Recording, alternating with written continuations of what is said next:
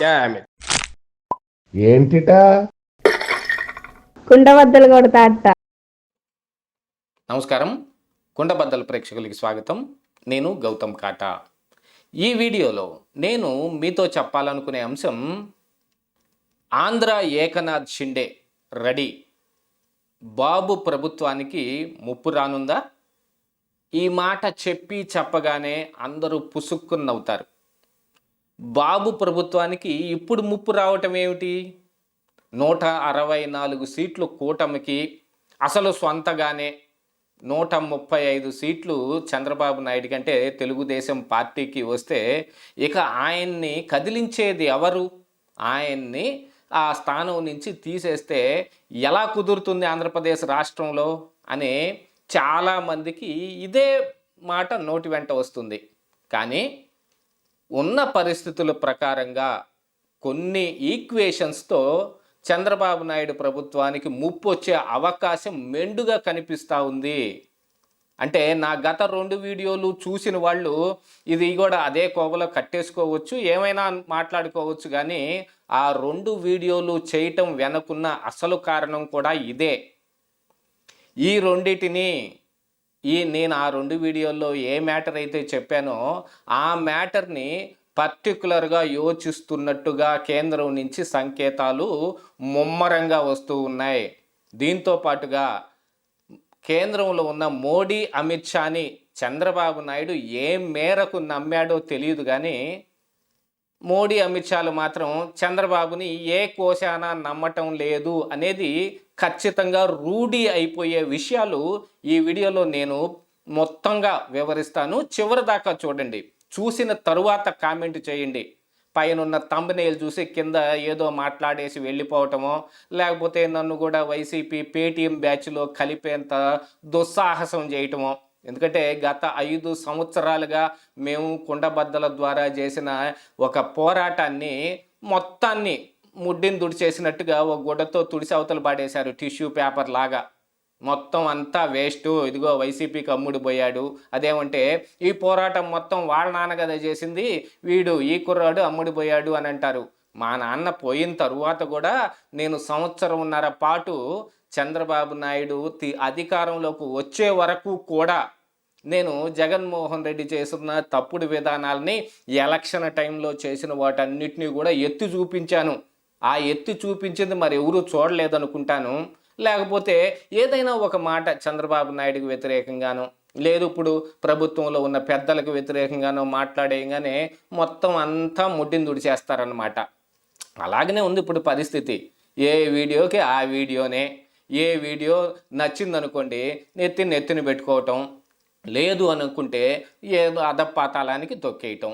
కానీ అందులో ఉన్న మ్యాటర్ ఏమిటి, అది నిజమా కాదా, అది జరిగే అవకాశాలు ఉన్నాయా లేదా అని మనం కూడా ఒకసారి ఆలోచించుకుంటే కూలంకషంగా మొత్తం మనకే అర్థమవుతాయి. ఇప్పుడు మోడీ ప్రభుత్వం ఒక 2 మీద ఆధారపడి ఉంది. ఆంధ్రప్రదేశ్ రాష్ట్రంలో చంద్రబాబు నాయుడు మీద, బీహార్లో నితీష్ కుమార్ మీద. ఆల్రెడీ నితీష్ కుమార్ మీద అనేక రకాలైన ప్రయోగాలు జరుగుతూ ఉన్నాయి. కాకపోతే నితీష్ కుమారు మళ్ళీ ఎన్నికలకి వెళ్ళాల్సిన అవసరం ఉంది. బీహార్లో ఎన్నికల్లో ఇప్పుడు చాలా బలమైన వాళ్ళు ఇంకా ఉన్నారు. నితీష్ కుమార్ కంటే బలంగా ఉన్నప్పటికీ, ఆర్జేడీ బలం ఎంతో గత ఎన్నికల్లోనే చూపించుకున్నప్పటికీ కూడా వాళ్ళు నితీష్ కుమార్నే మరి సీఎం చేశారు. అంటే వాళ్ళకున్న నిబద్ధత వేరే.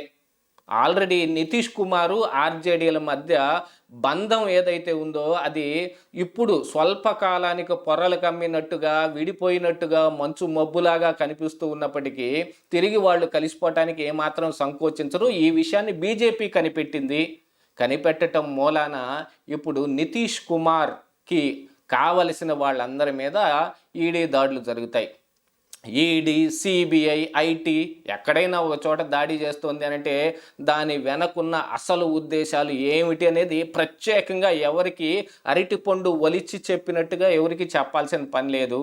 ఈడీ ఎందుకు దాడి చేస్తుంది, సిబిఐ ఎవరిని అరెస్ట్ చేస్తుంది, అదంతా తెలిసిందే. ఈరోజే మరి కవితకు బెయిల్ వచ్చిన దాంట్లో కూడా బీఆర్ఎస్ పార్టీ నాయకులు గత వారం రోజులుగానే ఈసారి కవిత కంపల్సరీ బెయిల్ వస్తుంది అనంటే ఆ విషయాన్ని ముందుగానే బ్రేక్ చేసేశారు. బీఆర్ఎస్ పార్టీకి బీజేపీకి మధ్య ఉన్న ఒప్పందం ఏదైతే ఉందో దాన్ని బయట పెట్టడం కూడా జరిగింది. మరి ఆ ఒప్పందం ప్రకారంగా అది జరుగుతుందా, జరగకపోతే బీజేపీ మళ్ళీ ఏం చేస్తుంది, ఇవన్నీ పక్కన వేరే సంగతులు అయినప్పటికీ గాను కవితకు బెయిల్ వచ్చింది కదా. కవితకు ఎప్పటి వరకు బెయిల్ ఎందుకు రాలేదు, 5.5 నెలలుగా ఎందుకు రాలేదు, ఇప్పుడు ఎందుకు వచ్చింది, రావటానికి గల కారణాలు ఏమిటి అన్నీ అందరికీ తెలుసు. అది కోర్టు ఇచ్చిందండి అని బొకాయింపు మాటలు ఎన్ని మాట్లాడుకున్నప్పటికీ కూడా కోర్టులో ఇప్పుడు దాకా ఎందుకు రాలేదండి అంటే దానికి సమాధానం ఏముండదు. అవన్నీ సరే, ఆ సంగతులన్నీ జ్యుడిషియల్ విషయంలో కానీ లేకపోతే వ్యవస్థలు మేనేజ్మెంట్ విషయంలో కానీ వాళ్ళు తీసి పక్కన పెడితే, ఇప్పుడు రాజకీయ పరంగా జరుగుతున్న అంశాలు చూస్తే నితీష్ కుమార్ మీద ఏదో ఒక రూపేణ ఒత్తిడి తేవటానికి, అసలు నితీష్ కుమార్ మీద plan A, plan B, plan C అనే కొన్ని విచిత్రమైన ప్రయోగాలు చేయటానికి బీజేపీ సిద్ధంగా ఉందనేది నార్త్ నుంచి వస్తున్న సంకేతాలు. నితీష్ కుమార్ కూడా అందుకు తగ్గట్టుగానే మరి మొన్న నీతి ఆయోగ్ ఇది జరిగితే ముఖ్యమంత్రుల సదస్సు జరిగినప్పుడు కూడా ఆయన హాజరు కాలేదు. దాంతోపాటుగా మరి ఈ రోజున ఆయన బీజేపీకి ఉపకరించని స్టేట్మెంట్లన్నీ చేయటం మొదలుపెట్టాడు. ఇజ్రాయెల్కు సహకరిస్తే మాత్రం మామూలుగా ఉండదు. ఇలాంటి వాటన్నిటినీ ఆయన చిన్నగా ఆయన టీజర్ ఆయన వదులుతూ ఉన్నాడు. ఇక బీహార్ విషయం తీసేస్తే మరి ఆంధ్రప్రదేశ్ రాష్ట్రం విషయం ఏమిటి? ఆంధ్రప్రదేశ్ రాష్ట్రంలో బీజేపీ సొంతగా ఏ ఏ రకమైన ఇది చేయలేకపోయినప్పటికీ కొంతమందిని తయారు చేసే అవకాశం ఉంది. అంటే ఏకనాథ్ షిండే మహారాష్ట్ర ఒక బెస్ట్ ఎగ్జాంపుల్ అన్నమాట. ఏకనాథ్ షిండే కావచ్చు, లేకపోతే అజిత్ పవార్ కావచ్చు, ఇలాంటి వాళ్ళందరినీ తయారు చేయటం కోసం బీజేపీ ఎప్పుడు ఏదో ఒక ప్లాన్లు పన్నాగం పన్నుతూనే ఉంటుంది.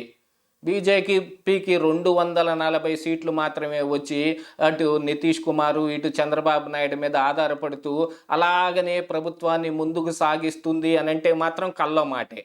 కానీ ఇక్కడ చేయటానికి ఉన్న పరిస్థితులు ఏమిటనేది ఒకసారి మనం పరిశీలించుకుంటే గనుక 135 సొంతగా ఉన్నా కూడా బాబు ప్రభుత్వానికి ముప్పు పొంచి ఉండే అవకాశం ఉంది. ఎందుకంటే కూటమిలో ఉన్న 164 సీట్లలో, కూటమికి వచ్చిన 164 సీట్లో 21 సీట్లు పవన్ కళ్యాణ్ దగ్గర ఉన్నాయి, 8 సీట్లు వాళ్ళ దగ్గరే ఉన్నాయి. మరి మిగతావి ప్రతిపక్షంలో ఉన్న జగన్మోహన్ రెడ్డి దగ్గర 11 ఉన్నాయి. వీటన్నిటినీ మిలాఖత్ చేసుకుంటే టీడీపీ పార్టీలో చీలిక అంటే ఎన్టీఆర్ టైంలో మరి అది తిరుగుబాటని కొంతమంది చెప్పుకోవచ్చు, వెనుపోటని కొంతమంది చెప్పుకోవచ్చు. ఏం జరిగినప్పటికీ చంద్రబాబు నాయుడు ఎన్టీఆర్ దగ్గర నుంచి అధికారం అనే దాన్ని ఆయన చేతుల్లోకి తీసుకున్నాడు.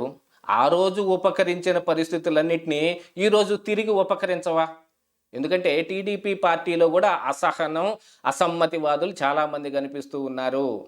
నెక్స్ట్ టర్మ్కి చంద్రబాబు నాయుడు పరిస్థితి ఏమిటి, ఈ ప్రభుత్వంలో ఉండటమా లేకపోతే ఈ పార్టీని ఇలా నడపగలగటమా అనే పరిస్థితుల్లో కొంచెం సందిగ్ధంలో ఉన్నప్పటికీ లోకేష్ అయితే స్టాండ్ తీసుకోవడానికి రెడీ అయిపోయాడు. ఇప్పుడు పార్టీలో కూడా లోకేష్ యొక్క మాటే ఎక్కువగా నడిచే విధంగా పరిస్థితులన్నీ ఉన్నాయి. మంత్రివర్గంలో కూడా చాలామంది సీనియర్లను తీసి పక్కన పెట్టేశారు. చాలామందికి అసలు సీట్లు ఇచ్చే విషయంలోనే మీమాంసలు, శతభిషమేషాలు ఇట్లాంటివన్నిటినీ పెట్టుకొని చివరిలో మొక్కుబడిగా ఇచ్చినట్టుగానో ఇలాంటివన్నీ కనిపిస్తుంటే ఒక ఉత్తరాంధ్ర తెలుగుదేశం నాయకుడు ఒకళ్ళు ఇప్పుడు ఈ పార్టీలో ఈ ప్లానులో భాగంగా కాబోతున్నట్టుగా కూడా సంకేతాలు వస్తూ ఉన్నాయి. దాంతోపాటుగా ఈ తెలుగుదేశం పార్టీలో అసమ్మతి ఉన్నవాళ్ళు కానీ, మంత్రి పదవులు రాని వాళ్ళు కానీ, లేకపోతే లొంగిపోయే వాళ్ళు, వ్యాపారాలు ఉన్నవాళ్ళు, కేసులు ఉన్నవాళ్ళు ఇత్యాదులు అందరూ ఉన్నారు. ఎందుకంటే అన్ని పార్టీల్లో లాగానే తెలుగుదేశం పార్టీలో కూడా అవసరాల కోసం ఎటైనా జంపు చేయగలిగిన మనుషులు ఉంటారు కదా. దాంతోపాటుగా మరి నెక్స్ట్ లోకేష్ నాయకత్వాన్ని ఒప్పుకోలేని వాళ్ళు కూడా ఉండవచ్చు. లోకేష్ నాయకత్వం వస్తే ఇప్పుడు చాలామంది కొత్త వాళ్ళకి మంత్రి పదవులు ఇచ్చి ఆయనకు దగ్గరగా ఉండే విధంగానూ ఆయనకు ఉపకరించే వాళ్ళకి చేస్తున్నారనే ఒక అసమ్మతి గళం ఒకటి వినిపిస్తూ ఉంది. వీటన్నిటినీ రేపెత్తి ఇప్పుడు తెలుగుదేశం పార్టీలో చీలిక తీసుకొస్తే ఒక 50 సీట్లను పక్కకు లాగేస్తే వీళ్ళందరి దగ్గర, మిగతా వాళ్ళందరి దగ్గర అంటే పవన్ కళ్యాణ్ కూడా వెళ్తాడా అనంటే ఏమో వెళ్ళొచ్చేమో, అసలు ఆ ఏకనాథ్ షిండే పవన్ కళ్యాణే కావచ్చేమో, అది కూడా చెప్పలేని విషయమే. ఎందుకంటే పరిస్థితులు అలా ఉన్నాయి. ఏదైనా బీజేపీ ఒక ఆట ఆడటం మొదలుపెట్టిందంటే దాంట్లో ఎవరైనా పావు కావాల్సిందే. అది పవన్ కళ్యాణ్ కావచ్చు, చంద్రబాబు నాయుడు కావచ్చు, లోకేష్ కావచ్చు. చంద్రబాబు నాయుడు అరెస్టు ఎందుకు జరిగిందనేది కూడా అందరూ గుర్తుపెట్టుకోవాల్సిన అంశమే. ఒక 50 మందిని చీల్చి కనుక పక్కకు తీసుకెళ్తే మరి అధికారం వాళ్ళ చేతుల్లోకి వెళ్ళే అవకాశం ఉంది కదా. ఇలాంటి అవకాశాలను అన్నిటినీ చూసుకొని మరి కేంద్రంలో లోక్సభలోకి వెళ్ళిన మరి ఆంధ్రప్రదేశ్ రాష్ట్ర ఈ ఎంపీలను కూడా ప్రభావితం చేసే అవకాశం ఉంది. ఎందుకంటే ఇక్కడ ఓడిపోయి పోగానే రాజ్యసభ ఎంపీలందరూ ఎంచక్కా పార్టీ మారిపోయి బీజేపీలో చేరారు. ఇప్పుడు వాళ్ళందరూ బీజేపీలో ప్రముఖ స్థానాల్లోనే ఉన్నారు. ఇలాంటి పరిస్థితులన్నీ చూసుకున్న తరువాత మరి బీజేపీ ఏ ఆట ఆడదా? 240 సీట్లు వాళ్ళ చేతిలో పెట్టుకుని ఇటు నితీష్ కుమార్ చెప్పిన మాట వింటాం, ఇటు చంద్రబాబు నాయుడు మాట చెప్పిన వింటాం. ఏదో ఇప్పుడు ఆంధ్రప్రదేశ్ రాష్ట్రానికి ఒక 6 ఇండస్ట్రియల్ కారిడార్లు వస్తున్నాయని అందరూ జబ్బలు జరుచుకోవటం, అక్కడి నుంచి నిధులు వస్తున్నాయని చెప్పుకోవటం, అది నిధులు అప్పు తెలియకపోవటం, ఇత్యాది విషయాలన్నీ గందరగోళంగా నడుస్తుంటే రేపు రానున్న ఈ అసెంబ్లీ ఎన్నికలు ఏదైతే బీజేపీకి ముప్పుగా పరిగణించబోతున్నాయో ఆ అసెంబ్లీ ఎన్నికలు అయిపోయిన తరువాత ఈ విషయం మీదే వాళ్ళు కాన్సన్ట్రేట్ చేయబోతూ ఉన్నారు. 1 సంవత్సరం ఈ విషయాలన్నిటికీ పోయిన 4 సంవత్సరాలు వాళ్ళు అధికారాన్ని నెమ్మదిగాను వాళ్ళు అనుకున్న విధంగాను చెయ్యాలనుకునేది వాళ్ళ యొక్క యోచనగా కనిపిస్తూ ఉంది. ఇప్పటికిప్పుడు రేపటికి రేపే బాబుకి ప్రభుత్వానికి ముప్పు ఉంది అని ఎవరూ చెప్పలేకపోయినప్పటికీ కూడా ఏదో ఒక రోజుకి ముప్పు కన్ఫామ్గానే కనిపిస్తుంది. అది 1 సంవత్సర కాలం కావచ్చు, 6 నెలలు కావచ్చు, ఎప్పటికైనా సరే బాబు మాత్రం డేంజర్లో ఉన్నాడు. మోడీ అమిత్ షాలు విసిరిన గాలానికి ఆ ఎర్రకి ఈయన చేపలాగా చిక్కుకొని ఉన్నట్టుగానే పరిస్థితులు కనిపిస్తూ ఉన్నాయి. ఏ రోజు ఏమైనా జరగవచ్చు, ఎవరు చెప్పలేరు. ఎందుకంటే ఇది రాజకీయం అండి బాబు, ఇది రాజకీయం. ఇదే ఈరోజు కుండబద్దలు.